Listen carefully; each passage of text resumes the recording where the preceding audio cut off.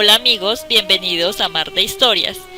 Suscríbanse a mi canal y dale click a la campanita para que te lleguen todas las notificaciones de cuando suba un video. María Tudor fue reina de Inglaterra e Irlanda desde 1553, siendo la tercera mujer en acceder al trono inglés, después de Matilde de Inglaterra y de su prima segunda Juana Grey. Fue hija de Enrique VIII y Catalina de Aragón. Fue una niña enfermiza, con problemas de visión y dolores de cabeza.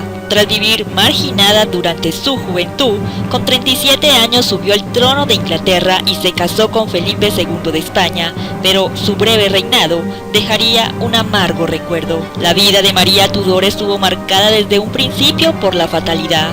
Sus padres, Enrique VIII y Catalina de Aragón, habían esperado un varón que asegurara la sucesión al trono, pero María fue la única hija que tuvieron.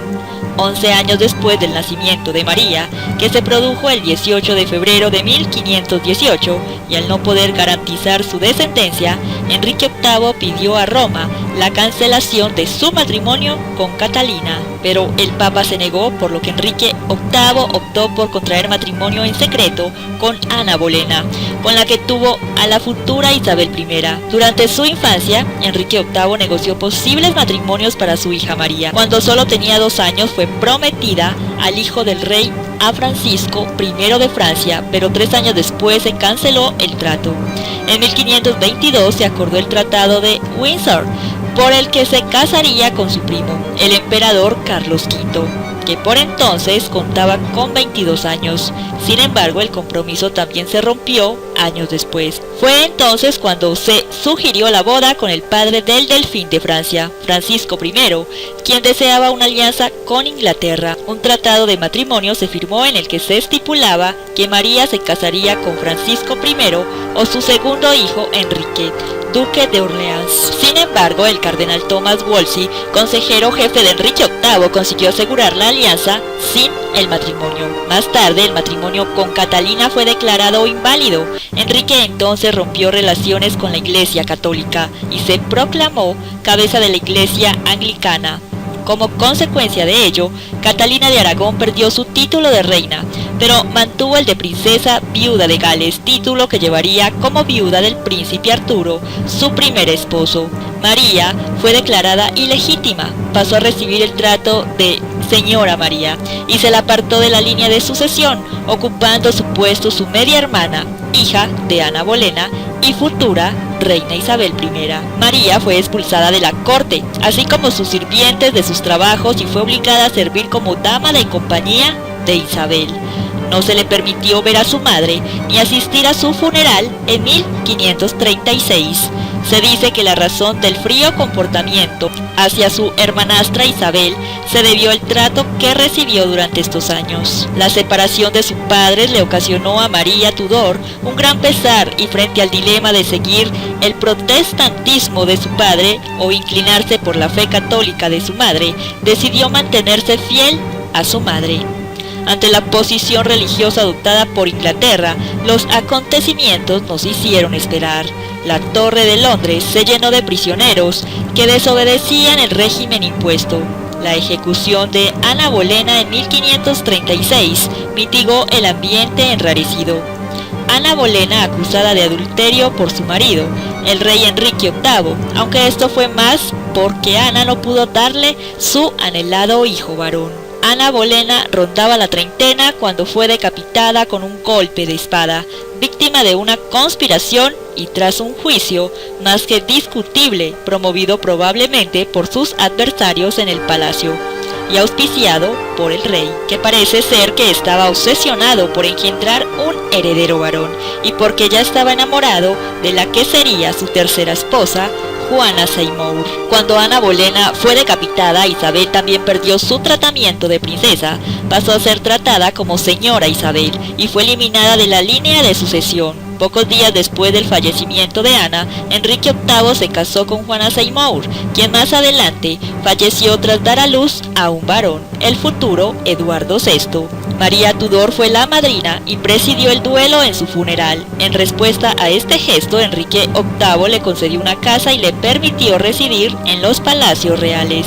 pero la nueva esposa de Enrique VIII, Juana Seymour, antes de fallecer, logró que María capitulara y jurara las nuevas leyes religiosas, con la consecuente marginación de la joven Isabel. En 1543, Enrique VIII se casó por sexta vez, en esta ocasión con Catalina Parr, quien consiguió unir a toda la familia.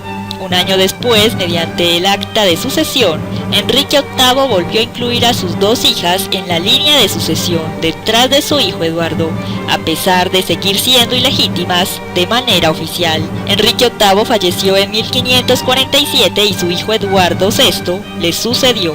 Puesto que todavía era menor, la regencia pasó a un consejo dominado por protestantes que intentó implantar su fe en todo el país. Eduardo VI falleció de tuberculosis en julio de 1553, así como su padre Enrique VIII. Eduardo VI no quería que María heredase la corona por el temor a que reimplantara el catolicismo y deshiciera todas las reformas hechas hasta ese momento. Pero igual María fue enviada de vuelta a Londres, fue aclamada por el pueblo para asumir el puesto. Así María ocupó el trono, con el deseo de ser fiel a la religión de su madre, un gesto de esperanza para los católicos ingleses. A los 37 años, la reina María centró toda su atención en buscar marido y procrear un heredero, para evitar que accediera al trono la protestante Isabel, a la cual mantuvo encerrada en la Torre de Londres, quien todavía era su sucesora según las condiciones del testamento de Enrique VIII. María se fijó en el príncipe Felipe II de España, hijo de Carlos V, y tras muchas dificultades, finalmente el Parlamento aprobó la boda en abril de 1554. El matrimonio transcurrió en un clima sosegado entre abril de 1554 y 1555. El punto de vista de Felipe era puramente político. Había declarado admirar la dignidad de María, pero no sentía ningún deseo carnal por ella. Luego María emprendió una feroz represión contra todos aquellos contrarios a la reinstauración del catolicismo, condenando a la hoguera a 273 personas. La historiografía protestante posterior no iba mal encaminada cuando decidió apodar a la reina como la sanguinaria María. A los 3 meses de su matrimonio, María empezó a sospechar que estaba embarazada, viendo cómo su vientre aumentaba de volumen. Sin embargo, los médicos atribuyeron la inflamación del vientre real a una hidropesia, retención de líquidos. El embarazo no llegaba y el tiempo transcurría. Su marido la convenció para que librase a su hermana Isabel del arresto domiciliario que se le impusiera, sin duda para verse favorecido por esta en caso de que María, su esposa, falleciera. Las persecuciones religiosas duraron casi 4 años, en los que numerosos líderes protestantes fueron ejecutados, otros tuvieron que exiliarse y cerca de 800 permanecieron en el país. La creación del Reino de Irlanda en 1542 no fue reconocida por la Europa católica, pero en 1555 María I obtuvo una bula papal en la que confirmaba que ella y su esposo eran los monarcas de Irlanda. De este modo, la Iglesia aceptó el lazo de unión entre los reinos de Inglaterra e Irlanda.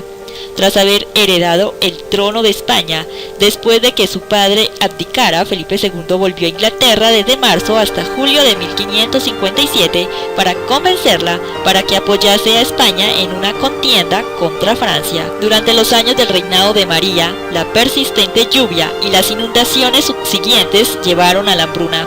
A pesar del matrimonio de María con Felipe, Inglaterra no se benefició del comercio sumamente lucrativo de España con el Nuevo Mundo.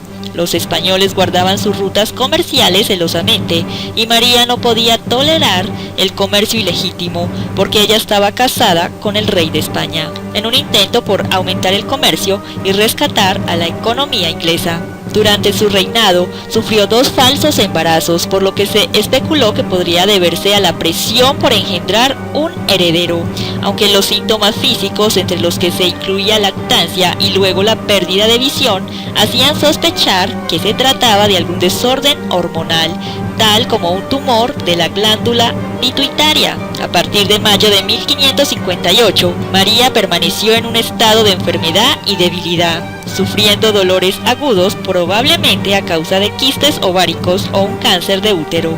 Su fallecimiento se produjo el 17 de noviembre de 1558 a los 42 años, a pesar de que su testamento recogía su voluntad de ser enterrada junto a su madre. Finalmente fue sepultada en la capilla de Enrique VIII, en una tumba que más tarde compartiría con Isabel I. María I disfrutó de una tremenda popularidad, especialmente entre la población católica, debido al duro trato que recibió en su juventud. Sin embargo, su matrimonio con Felipe II no fue bien aceptado entre sus súbditos. En el contrato de matrimonio se especificaba claramente que Inglaterra no se vería envuelta en contiendas de España, pero se demostró que esta condición no tenía ningún sentido.